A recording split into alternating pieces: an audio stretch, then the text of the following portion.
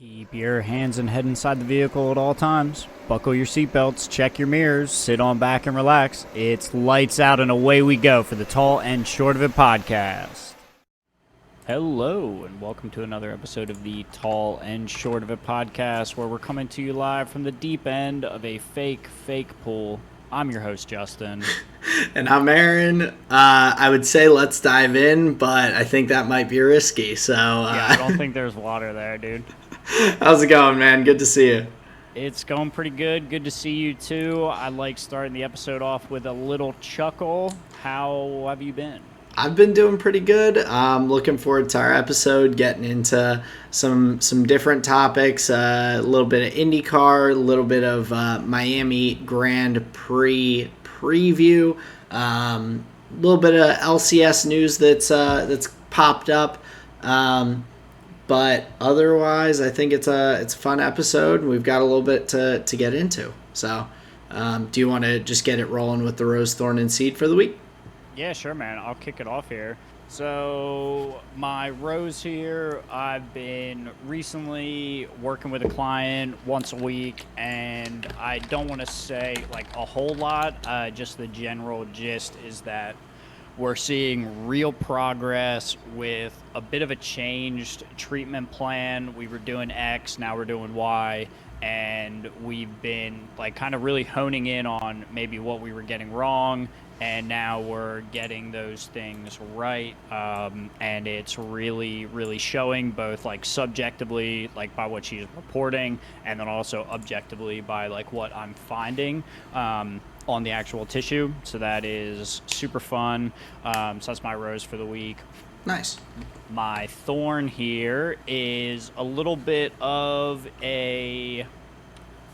more of a Band-Aid on a thorn. Not a problem, but a solution. So we were talking previously, we were having like some family concerns, you could say. We weren't necessarily the Brady Bunch, but my mother saw Sir Lewis Hamilton on Good Morning America and was just smitten.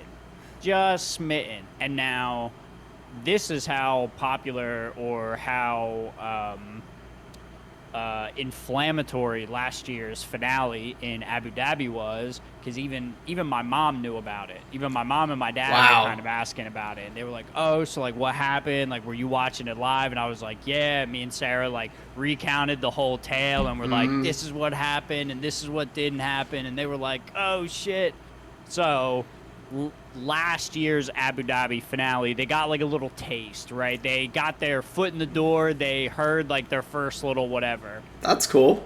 So now my mother sees Sir Lewis Hamilton on Good Morning America, and like I said, is just smitten. And he's talking about how exciting it is to be racing in the U.S. and how he's looking forward to meeting the fans and racing in Austin and Miami and Las Vegas next year, whatever. So she comes to me and she's like, oh, Lewis Hamilton is just...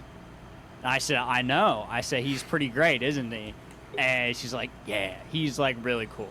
So whatever, we're talking. She leaves, gives the dog a goodie, drives away.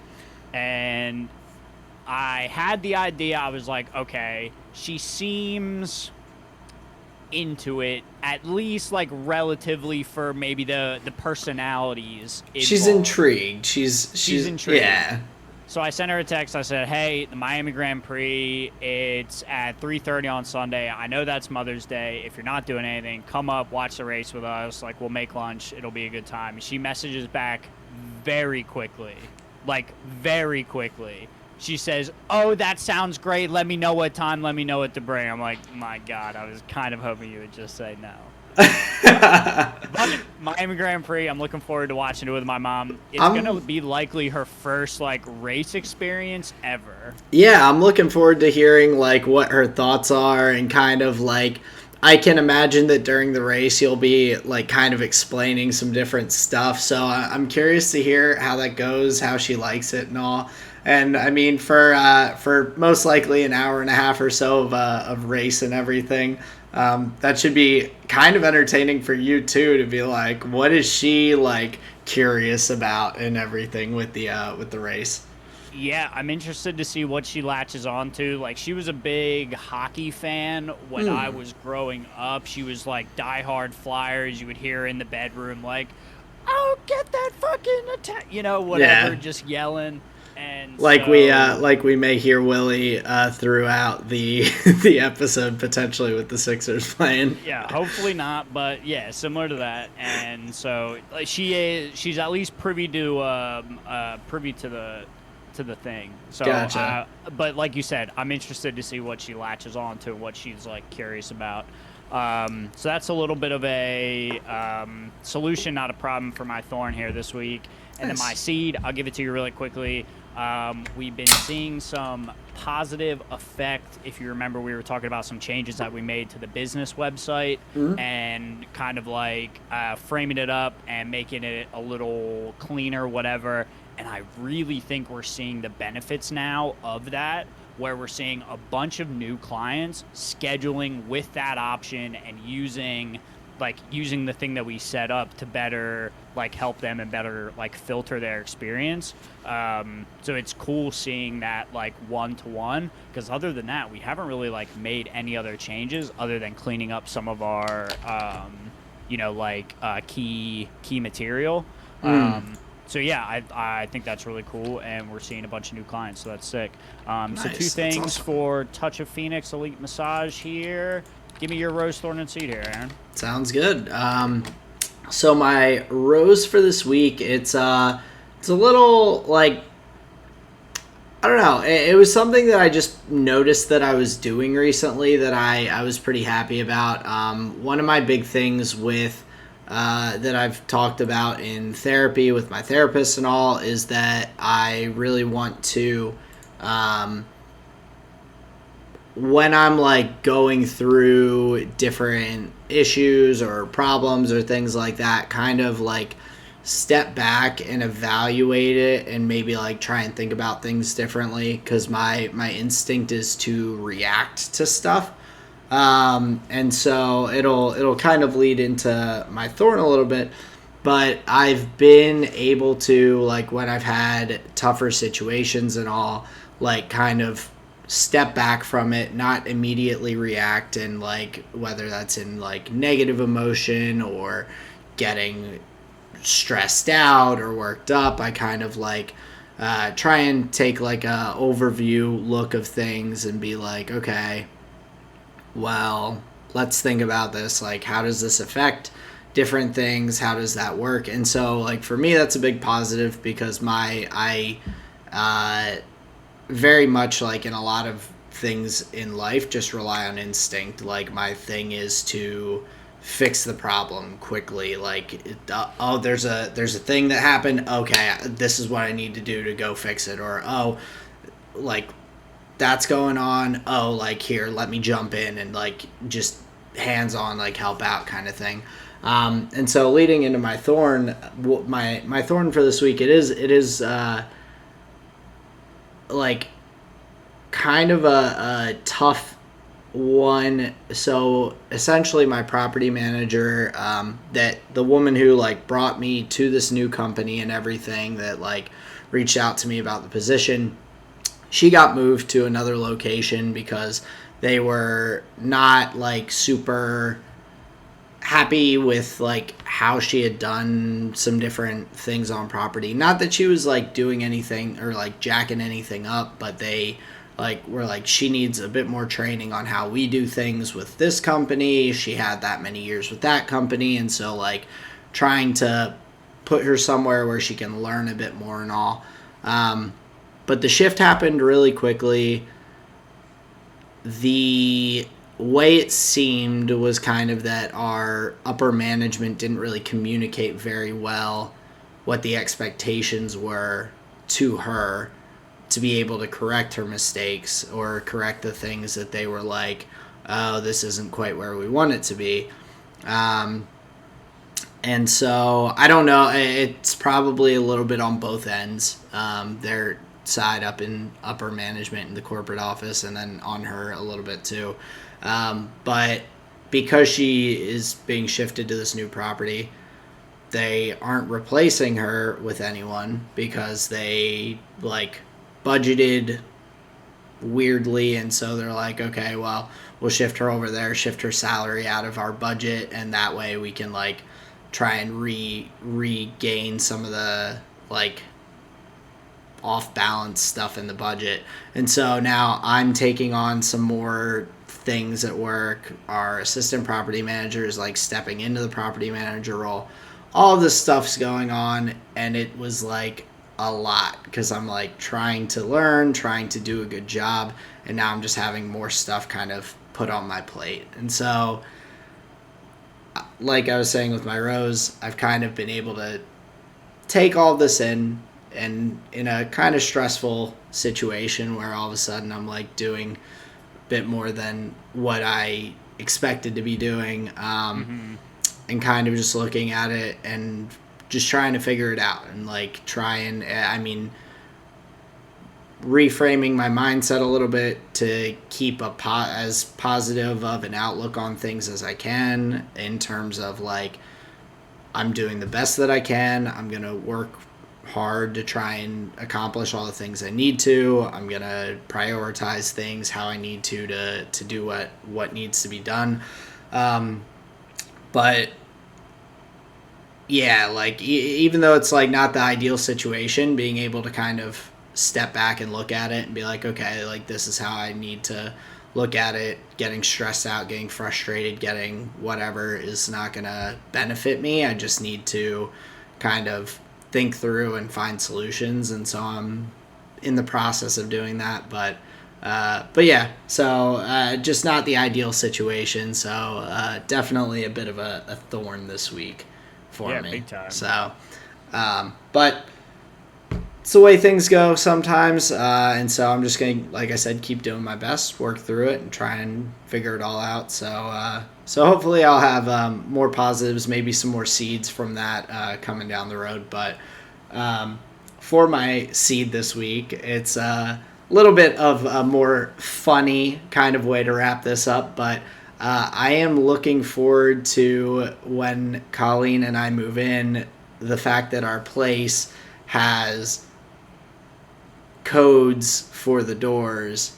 Ooh. So if she locks herself out like she did tonight, and I have to drive a 45-minute round trip to unlock her door for her. Well, you wouldn't have to because she's got the keypad. Exactly. So now, so in a week and a half, I won't have to worry about her locking herself out, or myself. I mean, granted, that's so could happen to me.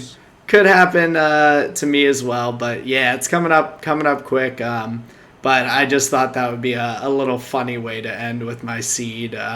Having to, I just finished cooking dinner tonight, like set my plate on the table, and I get a phone call and just her on the other end going, "You're gonna hate me. I locked myself out."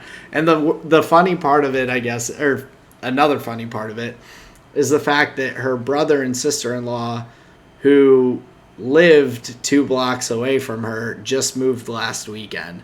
So she could just walk like 3 or 4 blocks over to their place, grab a spare key, and then walk back over. But they're out of the area now, and so it was like, you're my solution to this problem.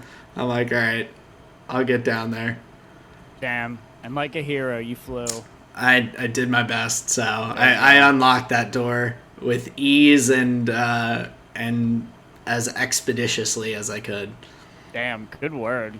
Well, that's what's so funny about like being locked out and then having somebody or some service or someone have to let you in, because like your whole world is on the other side of that door. Like you're just trying to charge your phone, you just got to use the bathroom, like you just got to like powder your nose, whatever you got to do, your whole world. And then they're just like, "Geek. All right, there you go." Well, like, thanks. That kind of happened when I lived in Virginia. So when I lived down in Virginia, I at one point had this girl who lived in the house as a housemate and everything, that was like, she was odd. Like, I tried to be super friendly with her, and she was just like super like awkward socially and kind of like mousy when you try to talk to her.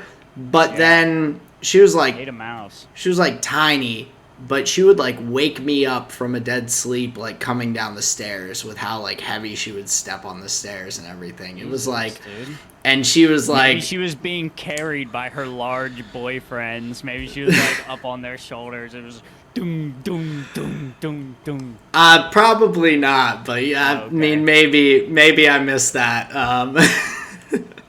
But she, I think, like, this is the only explanation I have, is that she accidentally locked my bathroom, like, door and pulled it shut, because, like, it was just on the way out the door kind of thing.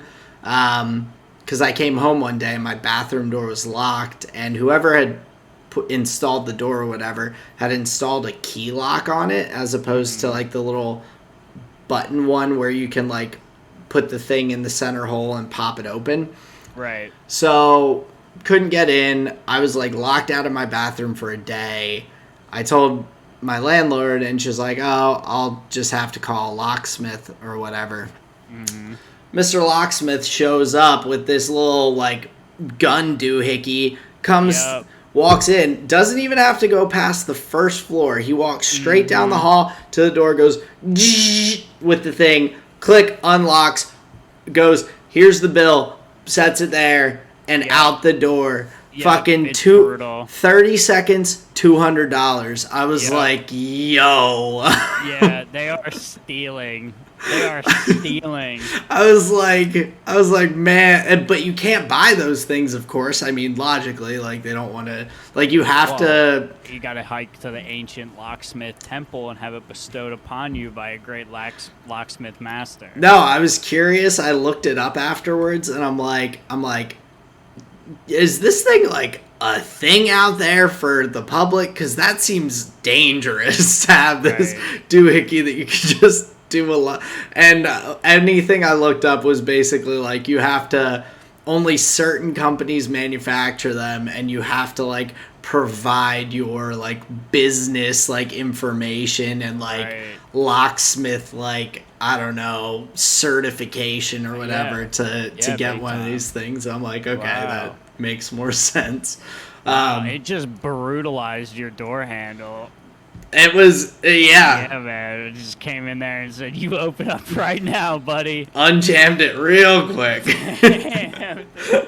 But yeah, so I'm looking forward to not having to worry about getting locked out. It's definitely going to be a plus, because it's a pain in the ass. So so that is my long-winded rose, thorn, and seed for the week. Pretty funny though. I do. Shame on her. Before we get into some of the other topics, I did have one tweet that and kind of a story that I wanted to briefly tell you. I wanted to see if you have any thoughts on this. So, might not. In one of the last games of the NHL season for the Anaheim Ducks, my team, they were playing in Dallas, and their starting goalie got injured. Their backup goalie comes in, gets injured. And so in the NHL, at every arena for every game, there is a person that's designated as the emergency backup goalie, which they are a person from the home team's like area that comes, and they basically volunteer to sit there, and they have like small experience, whether it's like minor league or college hockey or whatever. Hell yeah. And so the Ducks he got his shot. Have the Dallas Stars emergency backup goalie, who is in his normal day job an insurance salesman, who is blind in one eye. He lost sight in his one eye when he was 12 years old. Come in. Is that a Make-A-Wish backup? No, he came in, he played, he stopped 2 out of 3 shots, which honestly for for hockey. With one eye. For one working eye who, like, basically was like, yeah, I play beer league on the weekends. Like, let me slide into net in the NHL. Like, can you think of any other professional sport or esport or professional competition where a basically like inexperienced just random person steps in to fill a slot on a team for, like, I can't think of anything like that in any sport where they're just like, yeah, we got a backup guy. He's actually cleaning a toilet right now, but like he'll be good in 5 minutes, and then like we'll get him on the ice. Like, I can't. I thought it was a really it's a pretty unique thing about hockey, and I thought it was interesting because I was like trying to rack my brain for anything else. Like in League of Legends, like anyone that's their substitute or whatever is always either like an academy player or a backup or a coach who has previously played for, I don't know.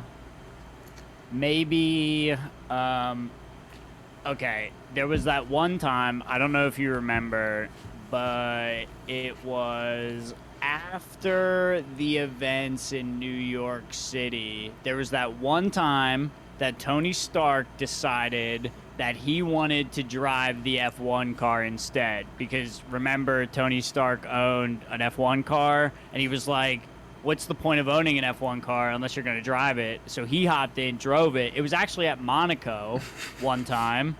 And so, yeah, there's an example of an unexperienced person getting into the driver's seat of a Formula One car. There you go. So I think what you're saying is this is exclusive to Disney because the Anaheim Ducks were originally started and owned by Disney. So Disney, Marvel, all under the same roof. I think it's a Disney miracle. Creating the Cinderella story for the underdog. Yep. Okay. Yeah.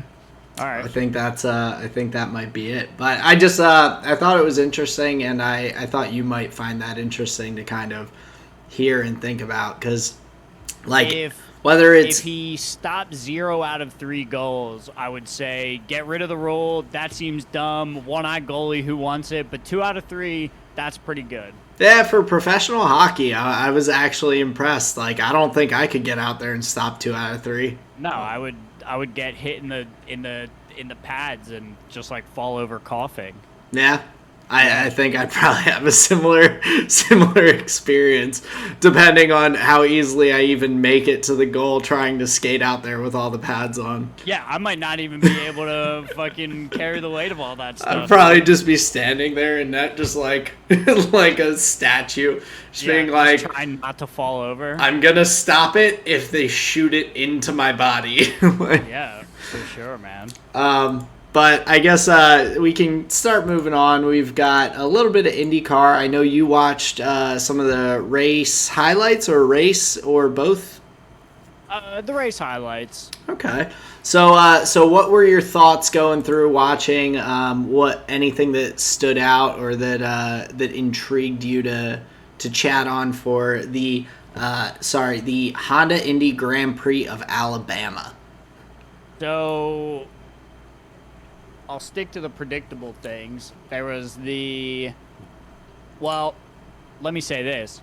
What I thought was actually cool, and I didn't maybe understand the prominence of it, but very similar to, tire age or what kind of tires that they're on, they show how much push to pass these drivers have, and they start with 140 seconds, 150, I think, but yeah, 150 right about there. seconds. So that is fucking sweet. And then you can track a driver's race using that metric that you don't necessarily get with Formula One, where there was a driver who got in trouble early. They did a push to pass check, and he had saved some positions. He made some overtakes, got back. but all of his push to pass was gone. So it's like he did what he could, and then once that thing was over, like his race is done, and he may even get like overtaken. So I thought that was a really interesting element.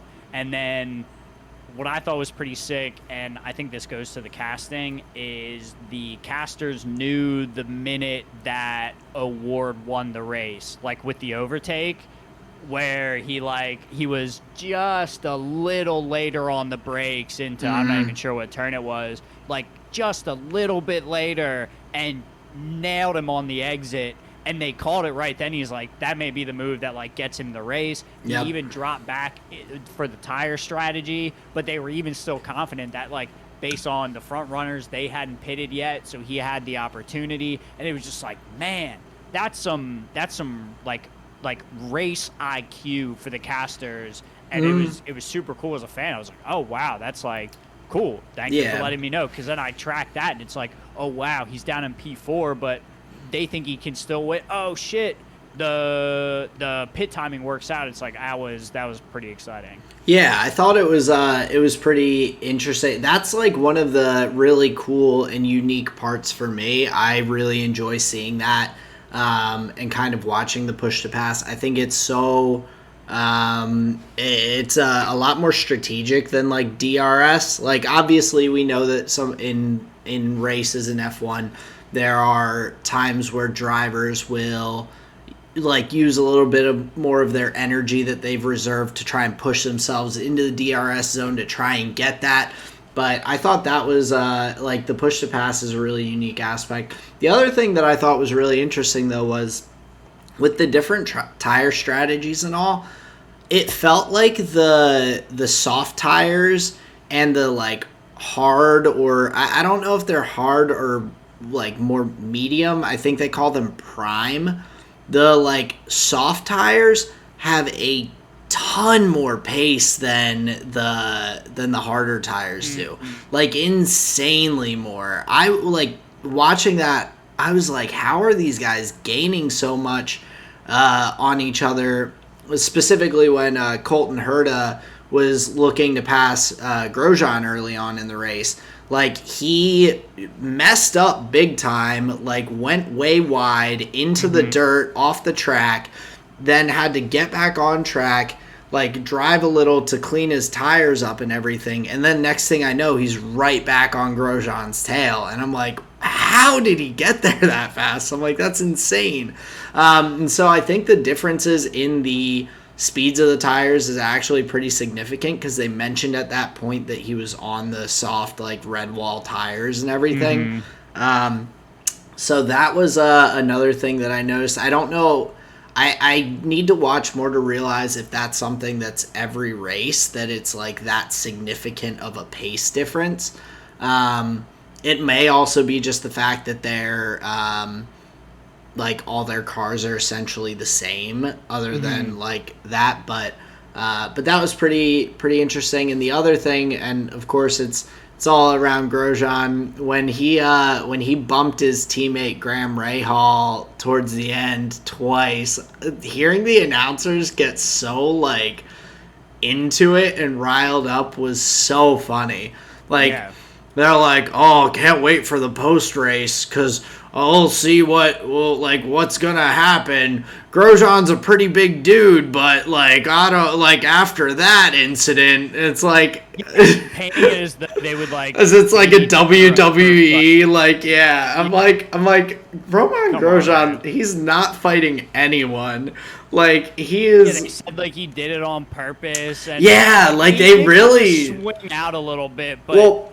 And I was looking at it and watching the replay and all. I think the initial contact, he didn't expect Rahal to cut in. And so I think that was just an honest mistake.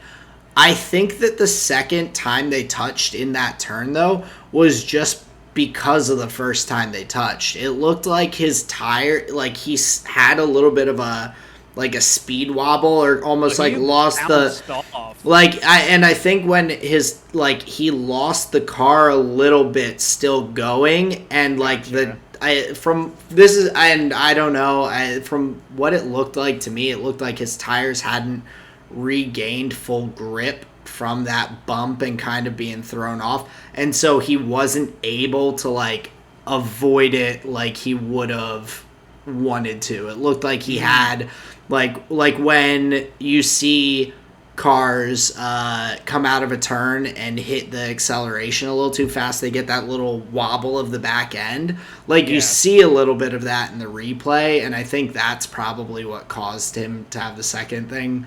Dude, he was getting his elbows out and he made intentional contact. Yeah, but hearing the drivers on the radio, like Graham Rahaal's like, he ran into me on purpose. And it's like, no one's trying to run in, but no action from like the officiating or anything. I've seen so many times in IndyCar when cars touch and bump into each other and hit each other. And I don't know if I've ever seen a penalty be doled out. They're just kind of like, oh, both cars are still in the race. We're good. Yeah, and that's that's one take on safety. It is the true like just let them race. Yeah, it's an interesting it's a very different like perspective on it than I think we see typically in F1. Yeah, but then the trade-off is like, so they're allowed to bump tires and not have as intense penalty action, but they also have, the covered visor where so like there's additional safety. Well, and I think the cars they seem to be built a little bit sturdier than like the typical F1 car, because obviously we're looking for aerodynamics, lightweight, speed. They seem a little bit beefier. So definitely that's a good way to put it. But yeah, overall I enjoyed what I saw, and that was a natural gravitation to the highlights in the race. Like I was like, you didn't hit me up and say, oh, you got to check out the blah, blah, blah. Like I went there organically. So it's definitely something that's interesting. Obviously, Will Buxton talking about it in such a poetic manner helps. But yeah, it was a great drive by Pato O'Ward, and it was like super exciting. Yeah, and so mentioning Pato and his win for McLaren Aero in the IndyCar, he put out a tweet saying that he was dedicating the win to the memory of Ayrton Senna, which I thought was pretty cool on the anniversary of his loss 28 years before. So that was a neat way to kind of tie the two worlds together. I thought that was pretty cool overall, to pay some homage to an F1 legend, and a great driver for the McLaren name as well. Like I think you associate Senna with the McLaren definitely pretty closely. So I think that's I think it was just a really nice thing to do from the winner of the race. Yeah, nice touch for sure. So that kind of leads us a little bit into the F1 talk. Speaking of another sad loss, Gene Haas's mother passed away, and I saw that earlier today, so I did want to just put that out there, pay some respect to that with the Haas team going into this Miami Grand Prix weekend. So best wishes to the family and to the team, obviously. Definitely. So not the easiest thing to go through. So hopefully their family is all doing well, and hopefully they can have a nice performance in that memory this weekend as well. So yeah, I'm curious, not to like make a point out of losing a loved one. Is there a sense in which a team could be motivated by the loss of somebody close to the organization and to racing and say, like, we're really going to put it on and let's do this in the memory of, and just hammer one home? I think that there's like, for one, I think that we'll hear probably, I wouldn't be surprised at the end of the race to hear one or both of the Haas drivers come over the radio and just say, like, hey, like, talking to their team afterwards, like, hey, good race, like all the normal stuff, and then like really wanted to put a nice drive in for Gene and his family or something like that. Like, I wouldn't be surprised, and I don't think it necessarily changes their it's not going to change like their strategy or anything like that, but I think it does add a little extra motivation. I mean, you're driving for a team that took their chance on you in terms of Mick, brought you back on in terms of Kevin, and I'm sure that they do have an appreciation, and also probably have like had a number of experiences with Gene, and I would imagine his family over the past few years for Kevin being with Haas for a bit, and then probably a little bit early on with Mick too. So yeah, I think that probably will maybe give a little personal motivation, but not necessarily like shift too much around. Sure. But that would be cool to see them have a really nice race, put one out there for the Haas family. So yeah, definitely. Yeah, I agree. But also just some other general news with F1. We have Porsche. Do you say Porsche or Porsche? I think I say Porsche. I say Porsche too, but I've heard Porsche. Either way, Porsche and Audi, or Porsche Audi. I guess I think you get to say Porsche once you own one. Okay, I think gotcha. that comes with the key fob. Gotcha. They're like, okay, this is the new pronunciation of. So Porsche Audi will join Formula One per Volkswagen, who Audi and Porsche are both under their umbrella brands. So Volkswagen jumping into Formula One, most likely, and I don't know if it's been confirmed, but I believe they're going to be purchasing about half of the stake in Red Bull and their team. So they most likely will take over the engine manufacturing, all of that project. So we'll have a Porsche, Audi, Volkswagen, Red Bull car most likely in the not too distant future. So Do you think they come up with some like conglomerate name for their involvement? well, I guess technically Volkswagen, Alpha Omega Red Bull. I guess Volkswagen is technically the like it'll be interesting to see if they go with like one name or the other, because Volkswagen is, I think, the parent company of both Audi and Porsche. Okay. So just like So it'll probably just be Volkswagen Red Bull. probably, but or maybe they'll go with Porsche. Maybe because it seems as though in F1, like, there's a certain level of like vehicle that's usually associated with F1, and it's these kind of supercars, Ferrari, like McLaren, and thing like, I mean, Mercedes to some extent as well, like higher end. So I wouldn't be surprised to see them go with like Porsche or even Audi as like the name sponsor in F1. Yeah, that's an interesting choice, actually. Yeah, because I think they do. I think most people just like when you think of Volkswagen, like my first thought is bug. Exactly. I think of a bug or the bus. Yeah, like those are kind of my initial thoughts, and I don't think that. I think just based on marketing, I mean, maybe it didn't pop into my head, but I think that they may go with one or the other to try and target the audience of F1 and try and target a similar like demographic that they're competing for with the other like big brands in F1 to some extent.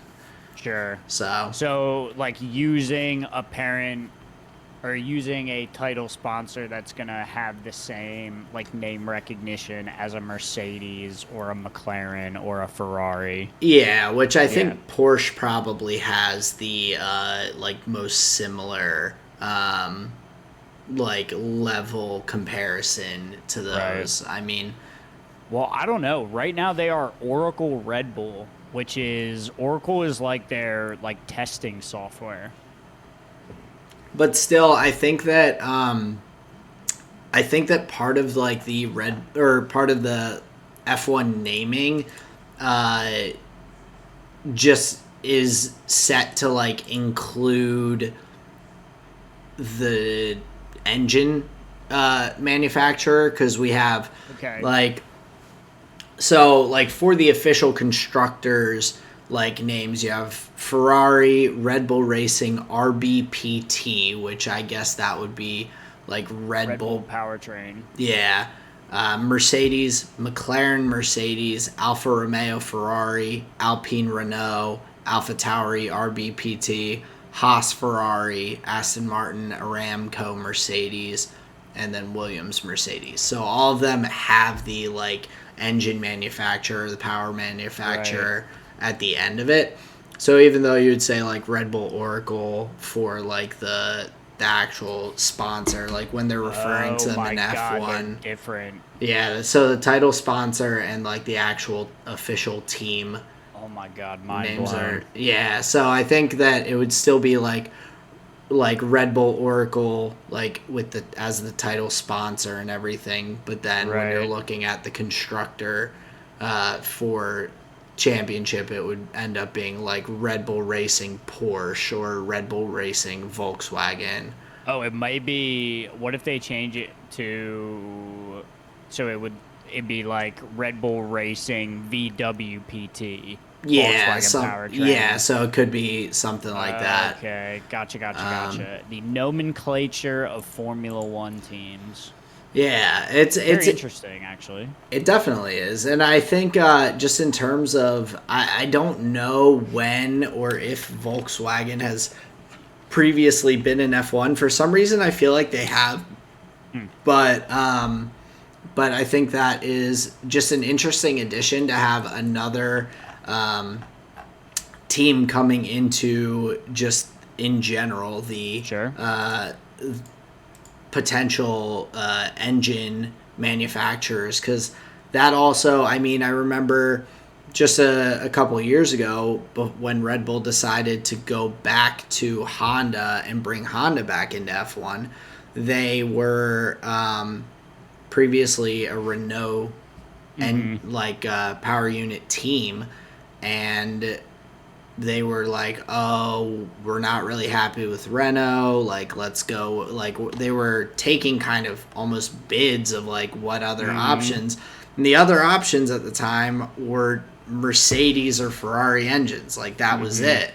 So it's like, what do you go with? Well, bring a new team or a team back in with Honda at the time, and so now bringing in Volkswagen and everything as well. I think if a company like Volkswagen looks like they're going to participate and continue to stay in F1, I'm kind of intrigued to see if any other teams are going to be interested, other than of course Red Bull and AlphaTauri, in taking on that engine sponsor as their new engine supplier and everything. Yeah, depending on how unhappy they are with their results of this year, I would imagine would determine a good bit. Yeah, because I mean, we have a couple of other teams, of course, with like Mercedes engines. You have teams with the Ferrari engines, out like with Alfa Romeo and everything. Mm-hmm. So I think that that's a unique side of it too. That you're bringing in another potential option for your engine supplier. Like that could shake things up, especially if they come in and do particularly well. Mm-hmm. Seeing how teams look to shift or potentially change things up or not. I mean, maybe, I don't know what kind of contracts or plan long term kind of plans teams have with that stuff, but I mean, I assume that they're significant, but um, it also seems like periodically opportunities will come up to switch those. So Yeah, and Red Bull seems to be on their finger seems to be on the pulse of who is making the cutting edge technology as far as engines go. Because they were, like you had said, they were unhappy with their Renault engine. They quickly ceased that partnership. They did not let that drag along and Mm. um, too long. Then they hook up with Honda and they just start winning races and like really making a run at it. So yeah, I think Red Bull really knows what's going on. So that leads me to kind of believe that we may see some good pace out of any engine supplier that they're going to end up choosing. But yeah, to your point, I think it's going to be super exciting to see like a new name, a new manufacturer. On the grid, and we'll see like if it shakes things up, if it ends up mattering, if it's Yeah, I not mean, it could be a flop. We've seen that right. as well in the past. We've Exactly. seen back in the day, Honda had a huge flub for a few years with some of the engines that they provided to, I believe it was McLaren at the time. They were just really, really underperforming, and that's kind of why they dropped out of F1. Um, Gotcha. so I think that it's possible that it could go either way. Yeah, as a Red Bull fan, I hope obviously that the decision works out, but I think it's intriguing nonetheless to kind of see what's going to happen and how that all shifts things in the F1 world. So Yeah. Yeah. If because um, yeah, I guess at this point most of it's just speculative, and we'll just wait and see. But yeah, we have the Miami Grand Prix coming up this weekend, the inaugural race at this track. yep. And What? first time in America not being at the Austin track since 2007, which was the last time that they raced in Indianapolis. So this is the first Oh, new U.S. track on the schedule since. Well, we've been doing Austin since 2012, so hmm. it's it'll be a cool new addition. Fake bay, fake water, fake Well, they had to news. make it as sweet as the Abu Dhabi track with the that marina and all that. Yeah. Like they had to be like a Monaco, You guys see, I have all the yachts there. Mm-hmm. I Exactly. mean, in America, we are just king of the fake, dude. Yep. Fake Just hands, fake boobs, fake bays, fake yachts, is fake it sugar. even real F1? I don't even. Will the points even count that they win? I think it will, but I'm looking forward to this race. It looks like it's going to be a fun circuit. Agreed. I've watched through the video a couple times of like there's a virtual like video of going through the track and all, which is pretty cool. And so Sweet. I think that is. It looks like it's got a lot of potential for some excitement because there are a number of like really tight, interesting turns. I'm hoping that that makes for good passing opportunities outside of the couple long straights that they do have on the track. The one long straight, which I believe is like the main straight for the starting line, and then the back end of the track looks pretty fast as well.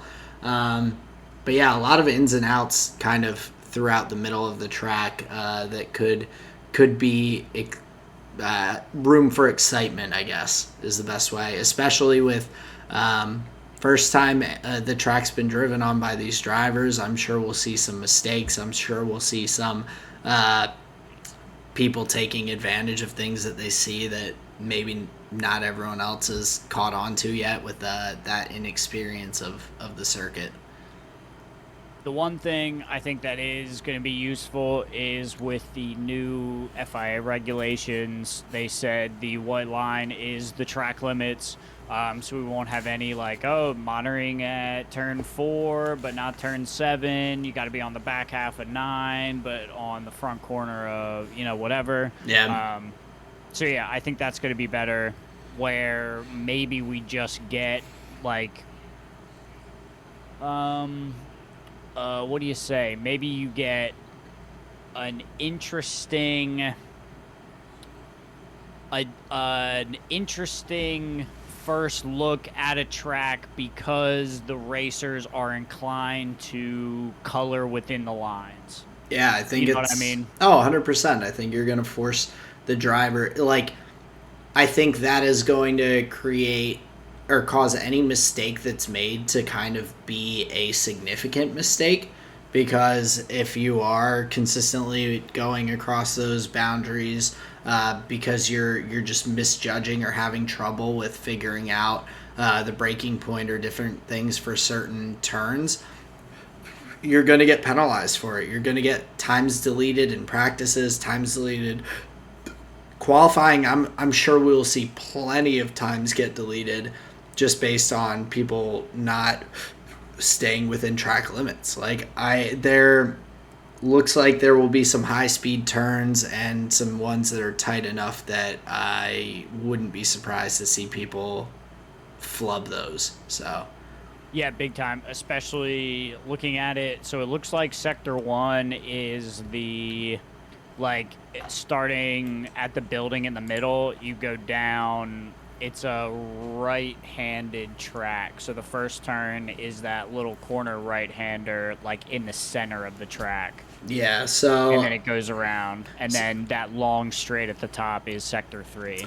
then I think you almost want to be P.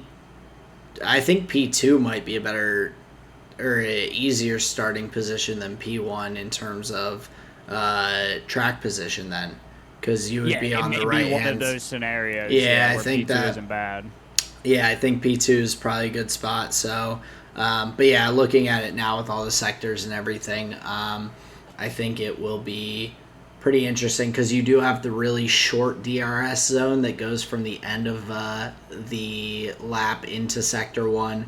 You have the longer DRS zone on the Sector 3 straight, and then through the high speed turn 10 into kind of the back half of the track. Um, so yeah, I think there's going to be some good opportunities for excitement, and I think it looks like it'll be a fun track to watch. Yeah, I agree. And notably, and this is where my knowledge of F1 is growing, because I would have said previously that, like, I don't, like, know what the fuck is up with these tracks. But if you look at the, I guess that would be like Sector 1 going into Sector 2, that little, like, nice little wavy section where you get that long turn before you come down. Mm-hmm. Like that. Are you familiar with the track Donington, where it's got like four of those guys before you come into this, like, real long turn and come out for a straight? It's very reminiscent of that. Obviously, we just have like the two little camel humps, but that's familiar. And then coming down that long straight, that hairpin at the end of it, that reminds me of Spa, where you get that real tight turn before you Yeah. go down the hill and then up through Eau Rouge. Yep. Like, that hairpin, like, is kind of reminding me of that. I think the rest of the track looks pretty exciting and fun, although I do think it's cool that, like, there's flavors of other, like, pretty familiar tracks. But yeah, just really looking forward to the race here. Yeah, and I think it's interesting because I know it's right by the Miami Dolphins Stadium, and I think that like. So I think that kind of almost oval that you can create between the end of Sector 3 and Sector 1, I'm pretty sure that's where the stadium is, like, located. So Oh, I wow, think it that's goes, sweet. like, right along the edges of that and, like, wraps around and everything. So because I know that the stadium is, like, it's in that, like, general vicinity and everything. So Oh, wow. Okay, that's very cool then. Yeah, it seems like a sweet track. Seems like it's in a pretty historic section of Miami, and it sounds like there's going to be over 400,000 people flocking to Miami for the race this upcoming weekend. Seems like it's going to be pretty good. Yeah, definitely looking forward to it. It should be a blast to watch. I'm looking forward to hopefully no pool dives from Danny Ricciardo into the bay. Um, He's got to Probably. win to do it. I guess it would, if Kimmy was still here, it would make it easier to walk across the bay to his yacht, like he did at Monaco. So yeah, fun times this weekend. Miami Grand Prix. We're looking forward to it, and you'll get to hear all about the recap next Thursday.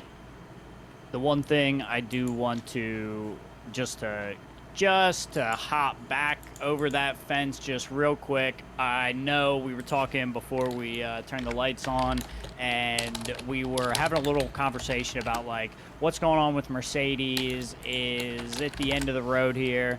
And I think Fernando Alonso put it pretty well, and you had shown this tweet to me, and you said like, "Hey, this is rather succinct." So Fernando Alonso on Lewis Hamilton's 2022, he said, "This is F1. When Senna won titles, he had the fastest car. When I won 2 titles, I had the fastest car. Now he may be able to race very well, but he will cross the line in P13. That's just how it goes." And I think that's a pretty good summation of what's been going on. Where yeah, he can race his heart out and he can have these good weekends. But unfortunately, right now we're in a position where we're seeing the Mercedes and Lewis Hamilton not in a position that we're used to. Yeah, well, and I think that's like a great thing to note because there's been, and obviously, like, I follow a lot of Red Bull stuff because I'm a Red Bull fan, and like I follow a lot of F1 stuff. And in every F1 thread, every Red Bull thread, every Mercedes thread, there's always people that are on two sides. There's the Max was given the championship and blah blah blah blah blah, and then there's the Red Bull fans that are like Lewis just won because he had the best car. And like I think it really speaks to the fact that like having the best car makes a huge difference. But the other side of that is two people have the best car, Right. and only one of them wins the title. So in terms of that, like Damn. a team still has like it still shows the driver quality and performance, and the fact that Lewis was competing against people who Mercedes thought were really good drivers for years and years and years between Nico Rosberg and Valtteri Bottas, and I forget if he had any other Mercedes teammates during that stretch, but like Lewis came out on top 7 out of 8 times, like or I guess 6 out of 7 times with Mercedes, so because he got one championship with McLaren. So 6 out of 7 times he came out on top. So I mean, that definitely speaks to his quality as a driver and all. But yeah, of course, like the team having the best car also meant that they were in a position to win the championship. Like I think And it shows that it factors in a whole lot where like you could be the best driver in the world, but if the equipment isn't up to snuff, and this is what Fernando's saying, is like, yeah, you're gonna like that's the position you're in. yeah, and like with Sergio, I don't imagine Checo winning a world championship because the guy in the other similarly good car just happens to be a little bit better of a racer than him. I think Checo's a phenomenal racer. I think he's put out some really awesome performances for Red Bull, but just like Valtteri did for Mercedes for years. He won a number of races on his own. He looked really, really good at a number of points, but Lewis just kept coming out on top because Lewis was the overall better driver. And so I think that it was a really interesting point that I think goes a little unnoticed by a lot of F1, especially newer F1 fans, because you don't have the history of like anyone who's recent to F1 has known Mercedes as being this powerhouse that has always won. They haven't been around that long. Like there have been other teams that have had rises and falls. Williams was phenomenal for years and years. Then they have fallen off recently.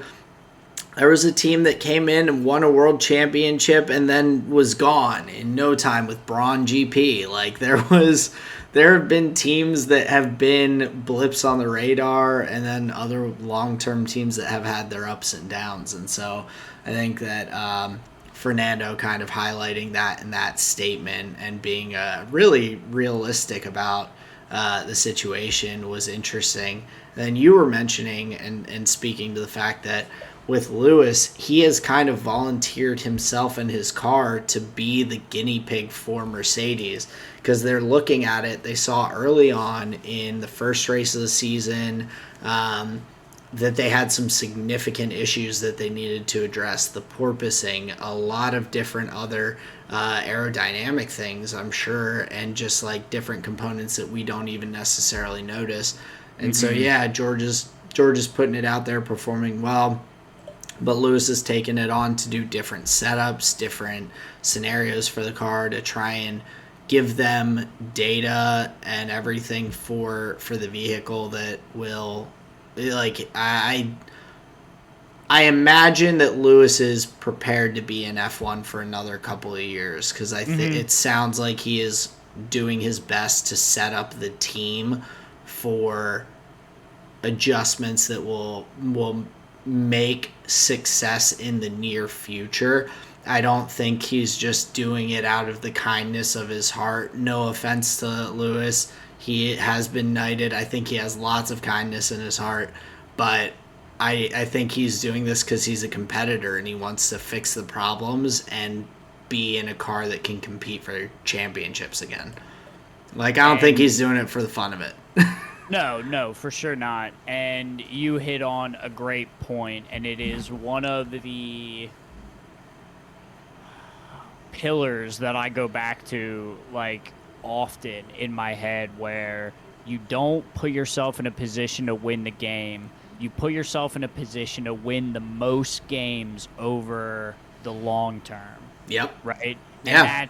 And that is, like, very much in line with his thinking, where he's like, okay, I may not be winning today, but if I do this right now, make some sacrifices, I could be winning the next 3 years, though. Yeah. I mean, Right. imagine if he had bowed out of F1 after last season. Valtteri's also already been signed by Alfa Romeo. You bring George Russell into the team. Who knows who ends up being their second driver in that scenario?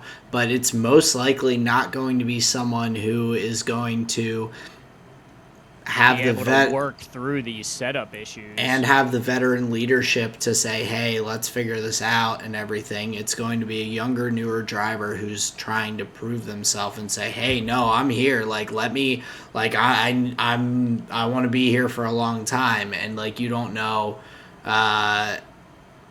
in that situation if there's going to be someone who's going to give Mercedes the opportunity to figure out their issues.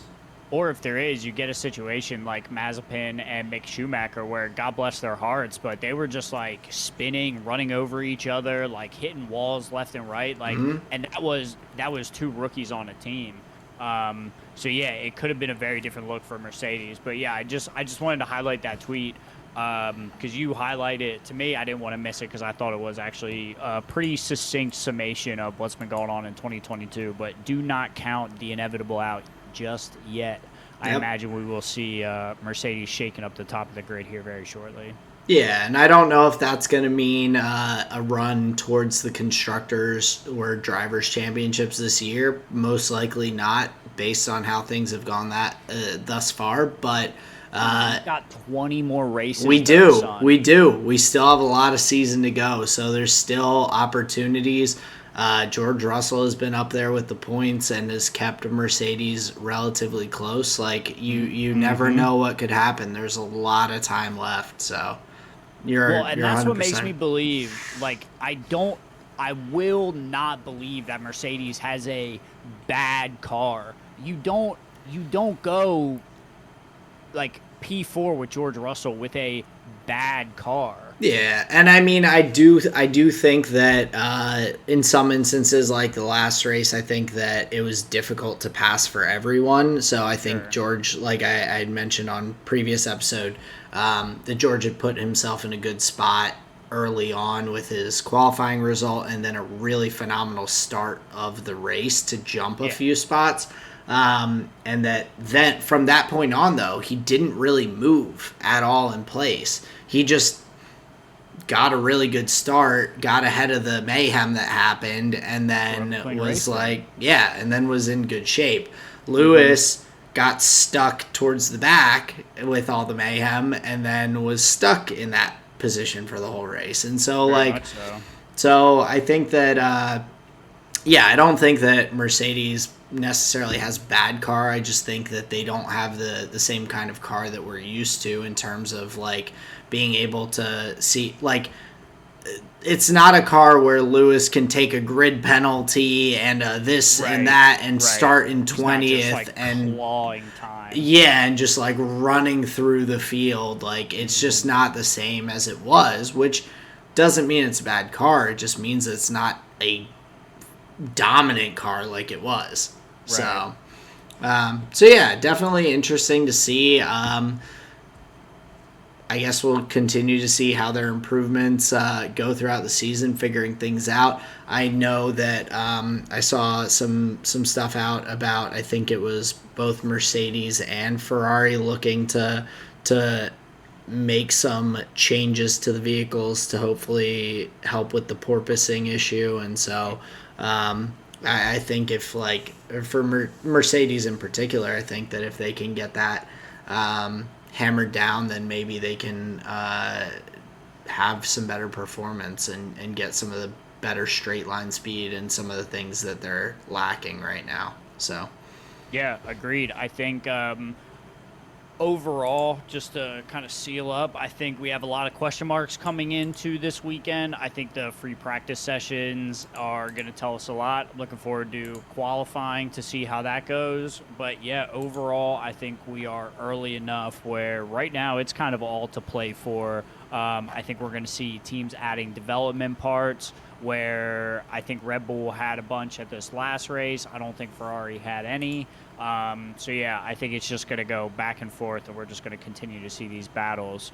But as one season continues to ramp up with Miami Grand Prix this weekend, we have seasons finally coming to a close, and we get our League of Legends mid-season invitational preview.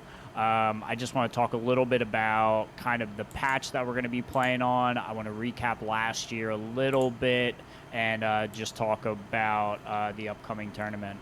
Yeah, and just before we jump into that, just quick notes on LCS that don't really matter that much as of yet, but just some things that might be of note for people. But C9 released Summit, Winsome, and Isles from the team, so they are going to be free agents. I know Summit and Winsome, I believe, are both going back to Korea to look to play. They're having Fudge go back to the top lane. Saw a tweet from Jensen saying "run it back?" ? So who knows what C9 will do with their roster. In other roster news, we see that TSM picked up Maple to come in as their starting mid laner. So that will be damn, that's a good pickup. A big pickup. So right now the TSM LCS roster is Huni top lane, Spica jungle, Maple mid, Tactical 80 carry, and Shen Yi at support.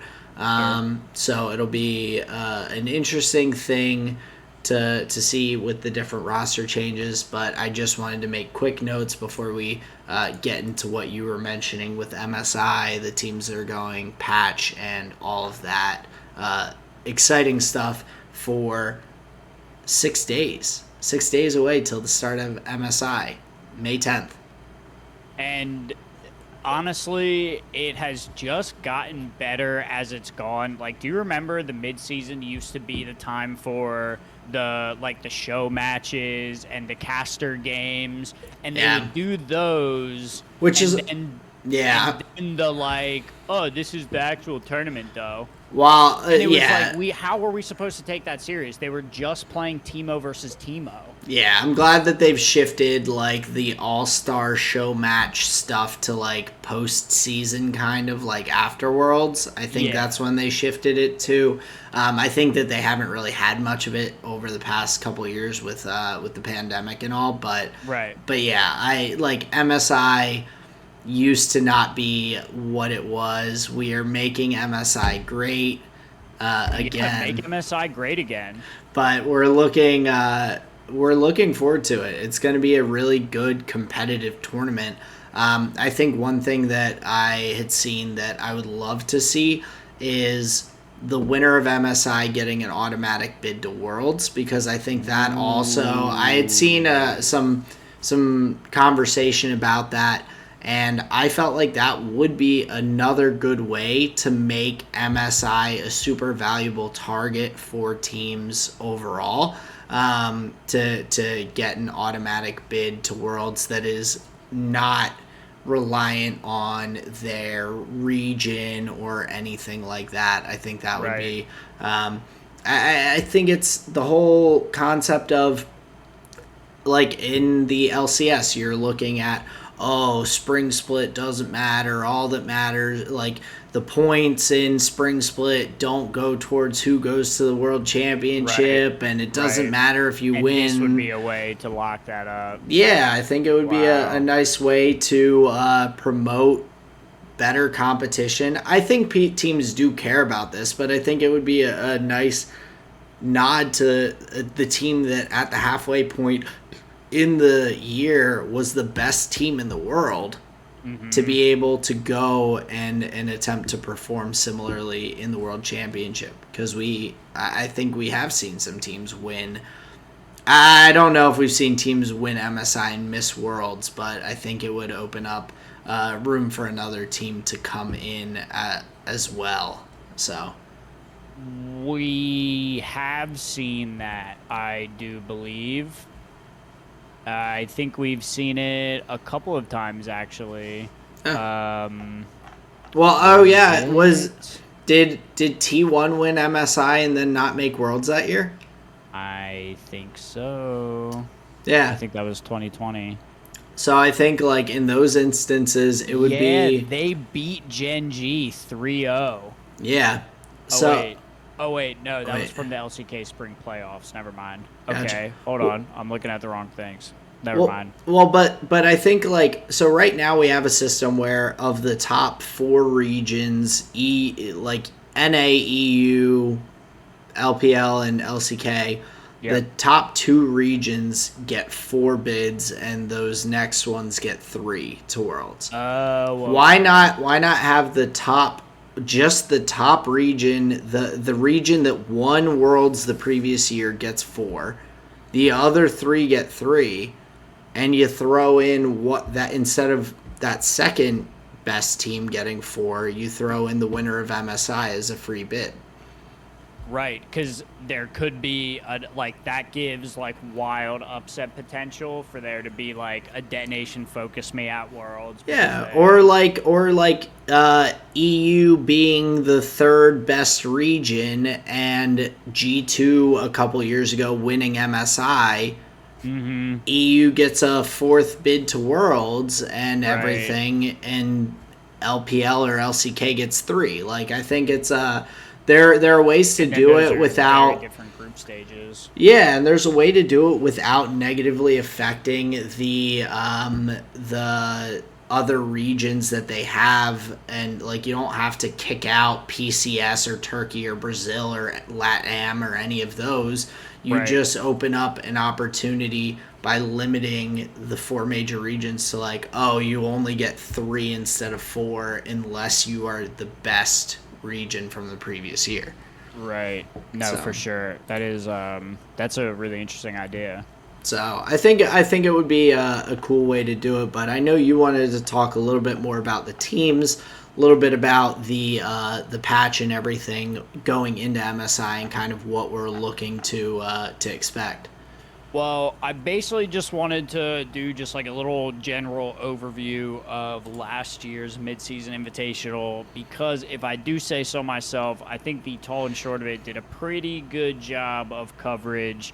I think we went out of our way to get a good sense of what was going on before we came into the tournament.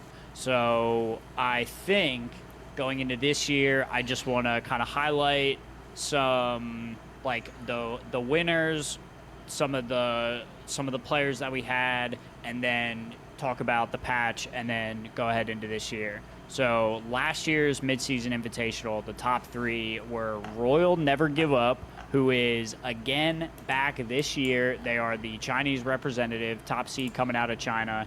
Damwon Kia came in second. RNG beat them in the finals. So Damwon Gaming Kia was second, and then PSG Talon came in third, and Mad Lions was four. So we have a couple of returning teams. We have some teams not making it back. But interestingly enough, like I said, PSG Talon making top three of that tournament. They are returning. I think they're going to be a force to be reckoned with. Every time we see PSG Talon come to international competitions, I think they do pretty well. And RNG obviously are going to be back to defend their mid-season invitational title, which I think is super interesting. So that's a little bit of what happened last year at the at the final end of it. Just to mention as well, so we only have from that PSG talent team, we only have two returning players. Mm-hmm. So we have Kaiwing, their support, and then we have Hanabi, their top laner, who's returning. River, Maple, and Doggo have all moved on to different things, apparently not bigger and better because PSG's back, and I don't believe any of those guys are. So no, and Maple's going to TSM. Well, Maple's going to TSM. I don't see Doggo or River on any of the other rosters coming in. So so it sounds like Hanabi and Kaiwing made the right choice there. Yeah, big time. One player notably that I'm a little bit remiss to see that won't be there is Brazil's Pain Gaming's BRTT. I have always enjoyed watching him at international competition, but I don't want to stick on that too much. But yeah, so we have some teams making it back. So going into this year, we have the, like I said, Royal Never Give Up for China returning. We have PSG Town returning for the Pacific region. We have the Istanbul Wildcats coming out of Turkey. Same years. Same roster too from Istanbul. Same roster. Awesome. Very cool.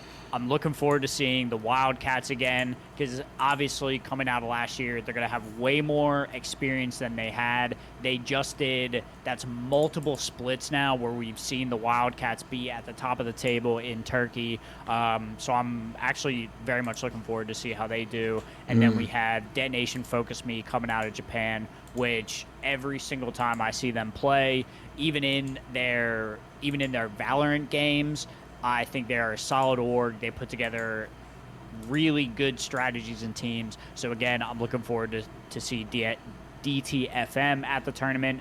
And then we have a couple of returning names in T1, but not from last year. T1's a career representative. We've got G2 from Europe, Evil Geniuses from North America, Saigon Buffaloes from Vietnam, Team AZE from Latin America, the Red Canids this year from Brazil, which have been competitive at the top of the table there. So finally, they're getting their chance here at MSI. And then from the Oceania region, we have Team Order, who is one of the organizations that is totally green, totally new. Never heard of them. I don't know any of the players on the roster. One returning player on that roster from Pentanet.gg, BioPanther was the top laner for them. So BioPanther is one of their two top laners. They have two top laners that they've played throughout the season who they're gonna have coming along for the team this year. So he's the only Oceania returning player there. Gotcha. But okay, different cool. different so we'll team. Know him. Yep. So okay. So in as far as the teams go, I think we have, and this is kind of what I was alluding to at the beginning of the conversation, where this is a year similar to last year where I think the level of competition is very high. I think the pedigree of some of these players is very high. I'm looking forward to seeing how the Evil Geniuses do from North America. They're a Spitfire roster, seeing a lot of like really aggressive plays coming out of them, so they have a marginal chance to do okay. But Well, overall, them and G2 both made this tournament by making crazy runs through the yeah, lower bracket of each of their tournaments, which we've yeah, obviously talked about in talking about the LCS and LEC. So it will be interesting to see, because obviously I think the momentum that you gain from starting and making a run through a tournament like that is vastly important for the team morale, the team tempo, pace, and everything. Going into a new tournament, new teams that you haven't played before, that you don't have experience against, that are also the tops of their regions or that came out on top. I think that will really be interesting to see how EG and G2 come out, because both of them, and they are in the same group, both of them don't have the same kind of experience as a lot of these other teams who had been top of the table throughout their regular seasons. right. And notably, I think two of the standouts both for G2 and for EG are their mid laners, Jojo Pyun and Caps, respectively, for G2. I think overall, if you look at the tournament, it's a pretty like mid lane stacked tournament. I think some of the newer players, like in some of the other regions, they may have a really tough time at this tournament. And to your point about momentum and morale and like having a good kickstart, I think Jojo Pyun he's my pick for like standout performances. I have to say, I know I was pretty low on him early in the split. I think I took personally his words against Bjergsen. I was like, come on, this new kid, he can't be that good. But obviously, I think he has over the course of the season, and I think will be a threat at the tournament. And especially, and again, to highlight your point about the morale, like he was such a momentum-based player, and he liked that, jiving the players up and whatever. So yeah, I think he's going to do pretty well here, at least in the early stages, being able to ride the high of the the underdog little lowers bracket finals, winners final, medium final, third final on the left. Yeah, and I think the other lane or position that I really am looking to see who's going to be the standouts in is the bot laner or AD carry role.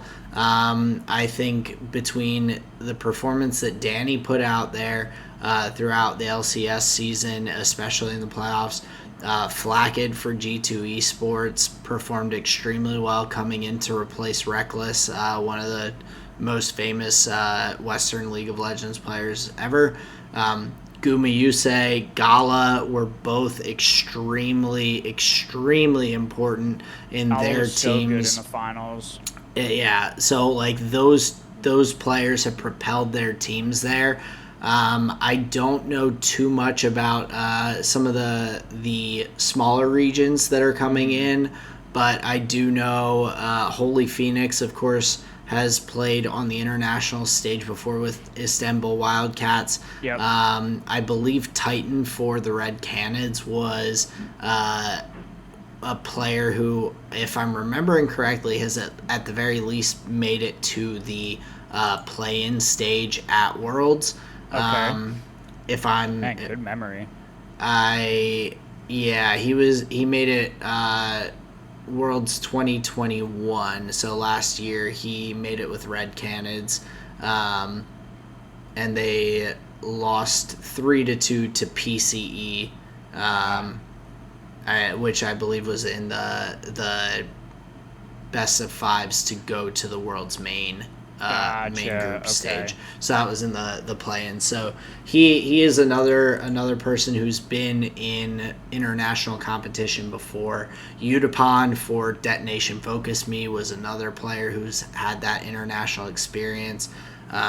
So I think that we have a number of different players in that bot lane role that are also going to be pretty impactful on their team. And I think with how valuable the bot lane position has been with the champion picks and how carry focused it has been, I think that's going to be a hugely important position to kind of keep an eye on throughout MSI. Big time. And I'm glad you hit on the bottom lane because if you're a fan of the podcast, if you've been listening, we really don't talk about patch notes too often because obviously we're not up in Mythic and Grandmaster solo queue, so we wouldn't really have a clue. But I have been poking around in the patch notes, and the bottom lane, I think, is somewhere that we're going to see a lot of changes. We've seen, quote-unquote, nerfs to Jinx and Xayah and Soraka to a pretty, to a degree. So we may see them fall down in favor depending on what the teams are, what their preference is. If they still enjoy what Jinx and Xayah bring to the table, we may see them still pick them. But if you notice, there are a couple other AD carries that get buffed. We see Ezreal, Jhin, and Tristana most notably getting buffed.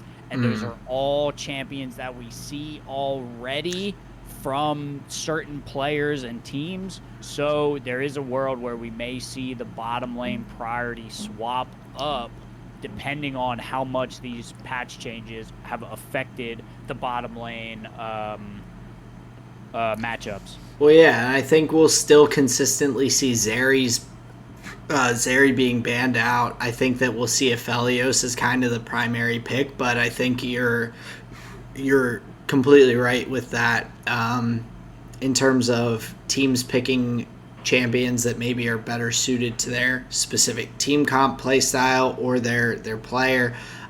With Ezreal, I think he will jump up ahead of the Jinx and the Xayah in that pick order.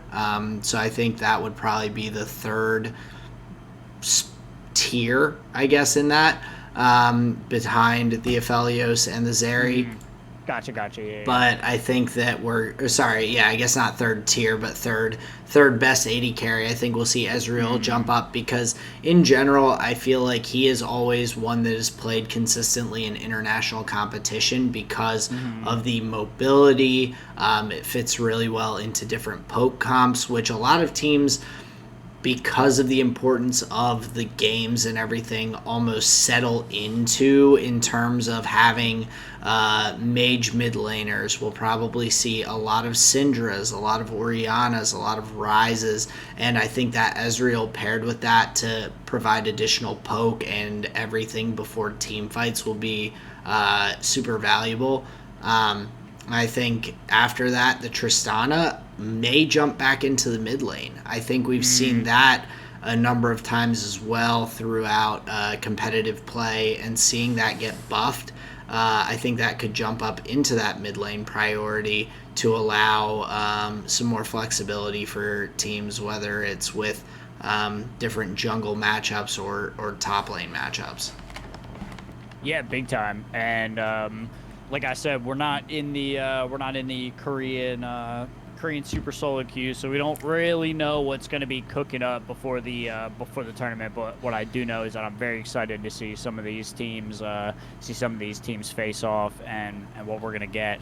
And starting May 10th is midseason invitational, and I believe we've got 6 days worth of games. Yeah, so 6 days worth. We've got, by the time that we are talking next week, we're going to have had the first 2 days of games already in the books. So we'll have seen G2 and EG play 3 games each. We'll have seen each of the other teams play 2 games. So really looking forward to that starting up. There's going to be a lot of good content to kind of go through and see how some of our expectations for these different teams and different players kind of shake out and all. I think we have a few question marks, especially in my mind for NA and EU, because Big time. these teams were not the top of their region throughout the regular season, but they did make that run to this competition. So those matchups, once we're looking towards potentially making it out of groups, going into that best of stage with teams like RNG, teams like T1, it's going to be a lot of good excitement coming out of there. Yeah, big time. Always look forward to the international best of fives. That's really, really where it's at. So just really looking forward to MSI, looking forward to Miami. I think it's going to be a great weekend, great week. And just stay tuned with everything tall and short of it for all the updates. Absolutely. We'll keep you all posted. But moving on to some Magic the Gathering talk. I know that you got some games in. Were they all with the same deck this week? How did that work out? I know you're trying to focus on some different decks than we've talked about in the past couple weeks. Yeah, so I played 3 games all in the same deck. Yarok the Desecrated. So I unceremoniously, I guess would be a good term, on Moxfield named it Enter the Graveyard. Because Yarok doubles your enter the battlefield effects, but I've used that to like dump all of my library into my graveyard and try and leverage value that way. So that's how it gets its name. But I don't really want to do a deck tech. I don't really care about that. I'm pretty sure we've talked about Yarok pretty much in the form that it's in now. I think there's been a couple of swaps, but it's not changing the overall plan. It just has helped kind of hone up the plan that was already in place. We added the enchantment Instill Energy to give one of my combo pieces haste, so I can just win the turn that I had the combo instead of having to pass due to summoning sickness. So we put that enchantment in there, and then we got a copy of Uro, Titan of Nature's Wrath. We didn't get to play with it on Monday, but the deck is pretty much the same as it's been when we had talked about it previously on the podcast, if you've been listening for that long. And so I don't really want to go too much into it. I just want to talk about the games. All right. And I went 1-2, which is remarkable. I think the last time I went 1-2 was when I was playing Zakama. So I think this deck is up there, just based on how many options I had in the games, and even being stopped by some pretty significant stacks and hate pieces, where I still kind of could have had a way through, which in some of my other decks, a couple of 1, 2, 3s, and I'm just hose. I'm whatever, I'm probably done. That's all I had. Board wipe and you're gone. Yeah, but this, a little more resilient. So game 1 was really tough. Ian was playing Send Triplets. It's a brutal control. It's really get out from under once he really gets rolling. I think Brett had an opportunity to really step on Ian's neck early in the game, but chose not to do it, and then he won that game. So I would say questionable decision. I would not. Wait, and Ian won the game? Ian won that game. Okay. That Brett could have taken him out. Come on, Brett. 5. What are you doing? Come on, my guy. Take Ian out and let Justin win. Come on. Yeah, king make me, please. No, Ian fought through incredibly well. Yeah. GG's to him. It was actually really sick. But nice. I think Brett could have done more. In game 2, I had enough interaction to protect myself and then close out the game. I was actually versus Ian at the end of it all. Brett and Jason had gotten taken out, and it was just me and Ian. And I had every answer I needed for his board state and what he was trying to do. I didn't even have to like take my turn. He shook it. He shook at the end of his turn. He basically conceded to my board state, and that always feels good. Nice. Because it's just like yeah, I get you. You got Well, it. yeah, it's like not like let's see what he has in his hand. It's like oh, I did everything I could, and like I'm still in like the deficit. So Yeah, so I respect that heavy. So we got the victory in game 2, which I was super pleased about. And then game 3 was a fucking humdinger. It was so exciting. Like pretty much every player was in it to a significant degree. I think everybody was presenting like pretty threatening board states. It ended up being me and Jason in the final turns, and he just had an overwhelming board state of zombies. He was like he was draining my life total by like 2 points for every zombie he had. He took a turn. I think he put like 15 zombies into play and just fucking nuked my life total. Like, it was honestly insane. That's And, awesome. Like, I even had I had the combo in hand. Like, I needed 1 turn and a little bit of mana. So like it was thick and thin that whole time. So well played to Jason. GG's to him. Nice. Tight game, but yeah, got overrun by all the zombie damage. And so I just want to talk about, it is, I think, one of my funnest decks, one of like my most flavorful decks. It's in my favorite colors, blue, green, black. I just love it so much. It has some of my like alternate arts. It's got fetch lands. It has all the like fun stuff. So I love that deck. But another thing I want to talk about here is having another person look at a deck list that you know isn't like up to snuff. It's not what you want. You know there's like suboptimal cards, things that should be replaced. So me and a buddy were looking at one of my other commander decks, and maybe I'll talk about it another time. But we were talking about one of the commander decks, and we were talking about this card and that card, and he was like, oh yeah, I like that one, and yada yada. And then he's like, oh, do you have a deck you want to work on? I was like, well, kind of. And so like you pull it out shamefully, and you're like, oh, here it is. And then like he says like one card, and he's like, oh, I've never heard of that. And I'm just like, oh, well, it's just like a mythic rare that I heard early on. And like literally every card there's an excuse for it, and it's like, oh, like, yeah, like I know that's bad, but like, oh, like I actually kind of I'm trying to like explain every little thing. It's just super funny. But it is a deck that I've had like trouble with, not sure what direction to go, yada yada yada.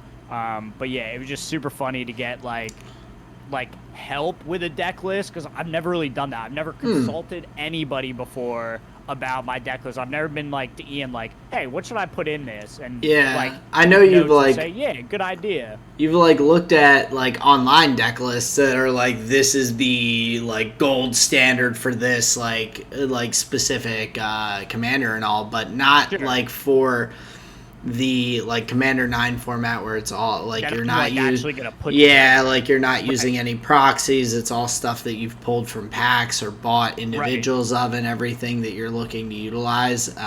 So that's a pretty cool part of it too. Like, it's funny though hearing you be like making excuses and all, and instead of just like recognizing that the dude asked you, or she dude asked you like, do you have a deck that you want to work on that I can look at, that maybe I can give some tips on?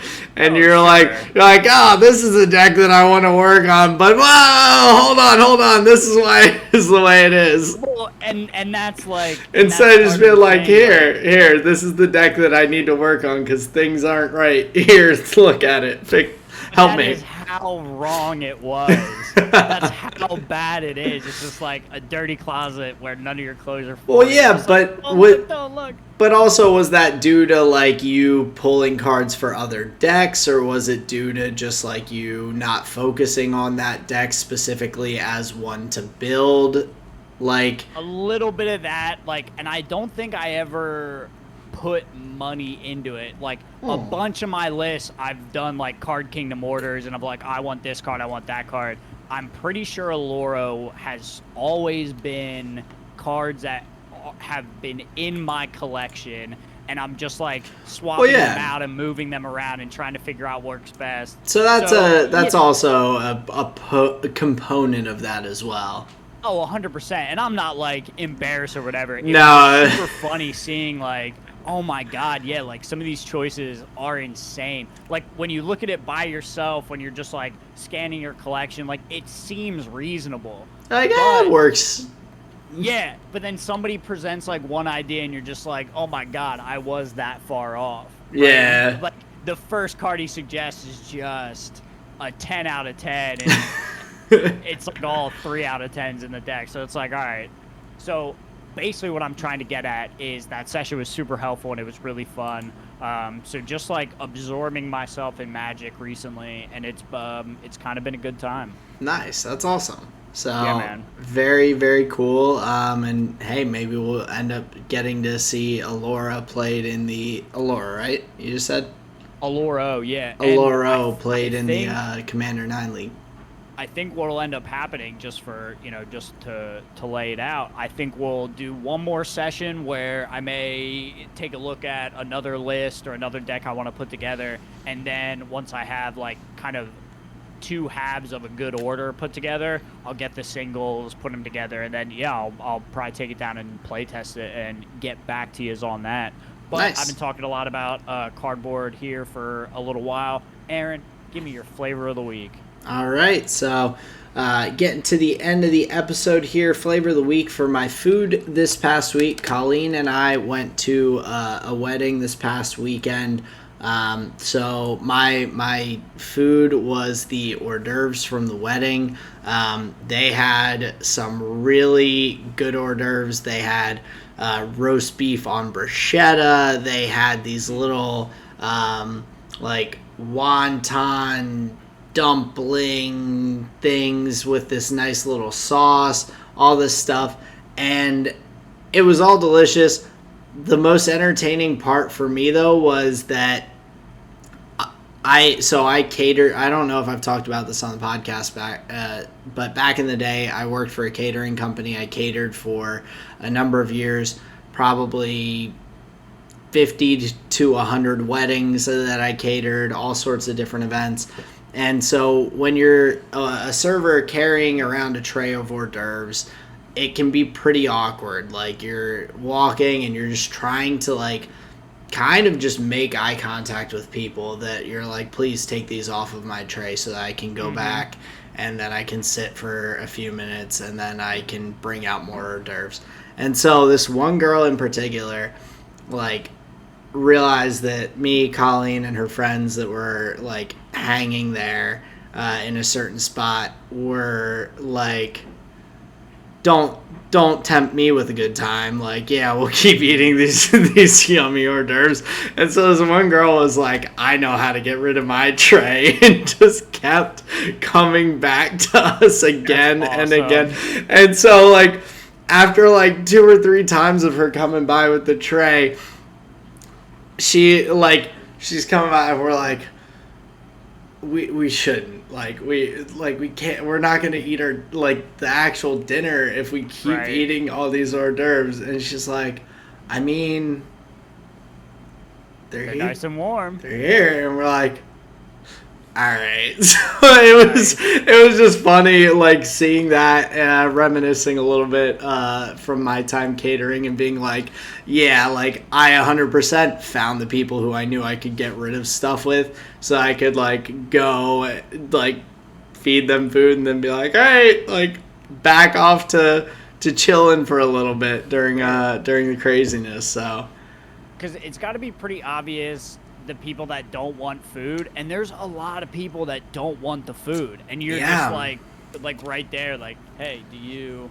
Yeah, and it was good food too on top of it. So I was like, there you go. I was like, yeah, I'm gonna keep eating. So shout out good food. That's awesome. So some yummy hors d'oeuvres. For my music, it was actually a song that that popped up on my feed today, and I want to. After I talk about it, I have a small gripe with Spotify, but my music, it's a song by an artist called Killa Time, and the song is Killa's Time Today. So it's kind of close to a self-titled song, but he has a sample at the end of it that's talking about it talks about self-esteem, and I thought it was like pretty interesting. I haven't had like music, and this is part of my gripe with Spotify, I haven't had a lot of music that has come up that in my like different mixes and stuff that's really like grabbed me, or that I've really been like, yo, I want to vibe with this like right now, this time of year, whatever.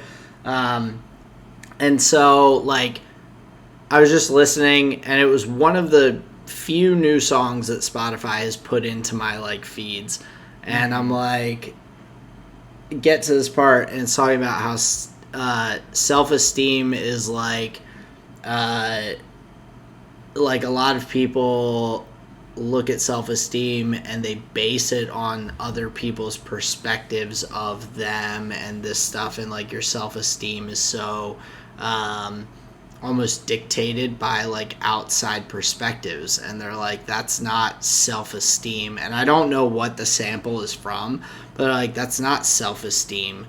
That's like you're basing your perspective based on other people. That's not coming from yourself.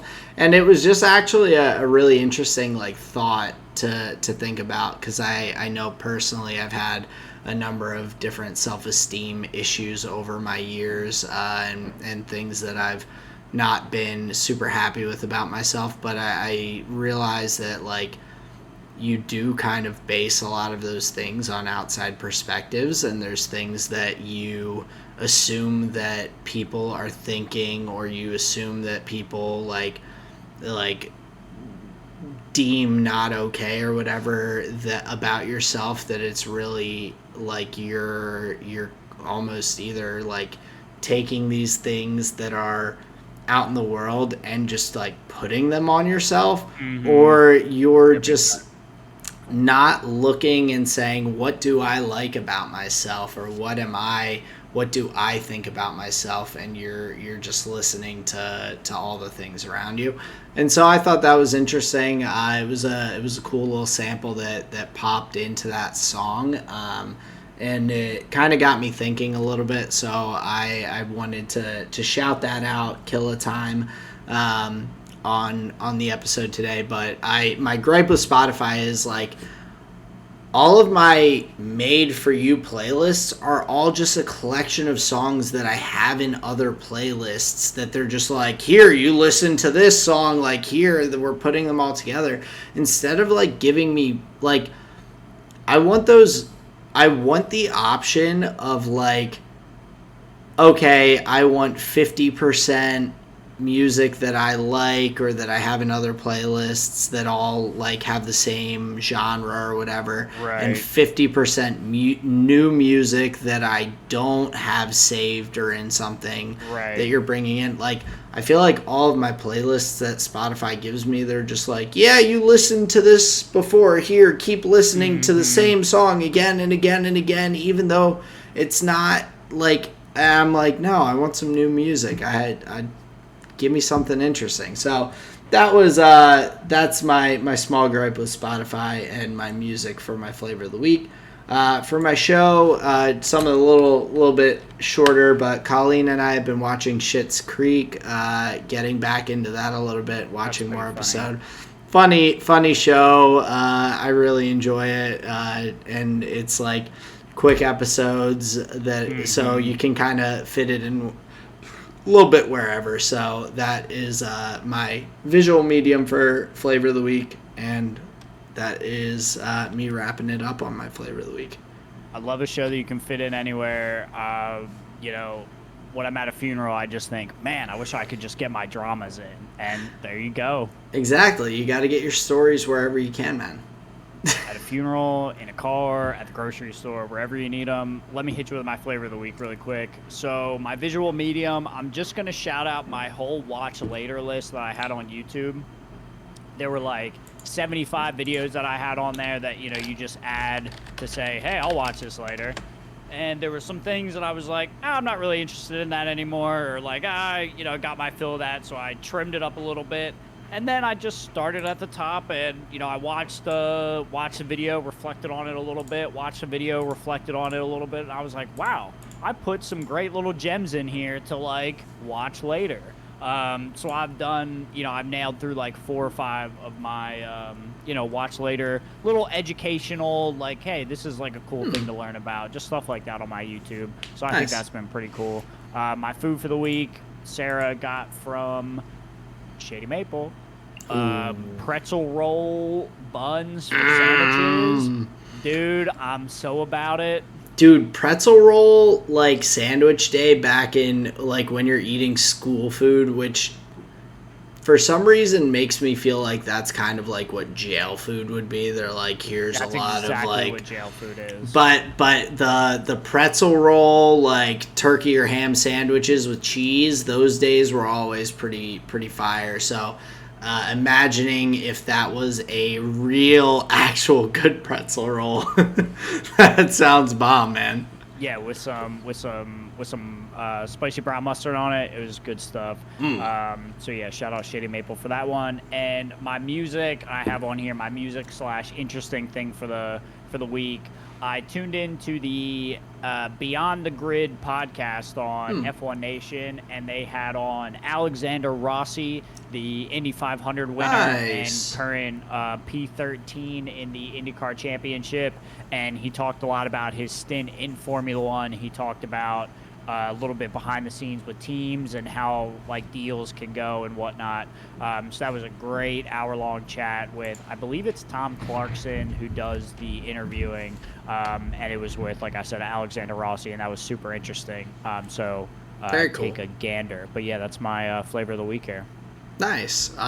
Well, that does wrap us up, bring us to the end of the episode. So just want to put it out there, of course, that we are on Spotify, Google Podcasts. Check us out on YouTube. Hit us up on Twitter. I saw Justin was getting in some good conversations with some of the Magic the Gathering community. Would love to get to talk to any of you guys about different topics that you're interested in, whether that's in tweets, hit us in the DMs, whatever works. Hit us in the comments on YouTube. We'd love to hear it, love to talk to you about it. But again, thank you all for listening. We really appreciate all of the support week after week for us putting this out. But that is all I've got, Justin. Yeah, just to second what Aaron said, it really means a lot. We really appreciate you taking your time and tuning in every week. New episodes every Thursday. Check them out on YouTube, Spotify, Google, like you said. And just thank you so much for your time. This has been another episode of the Tall and Short of It podcast, everybody. Peace out. Later.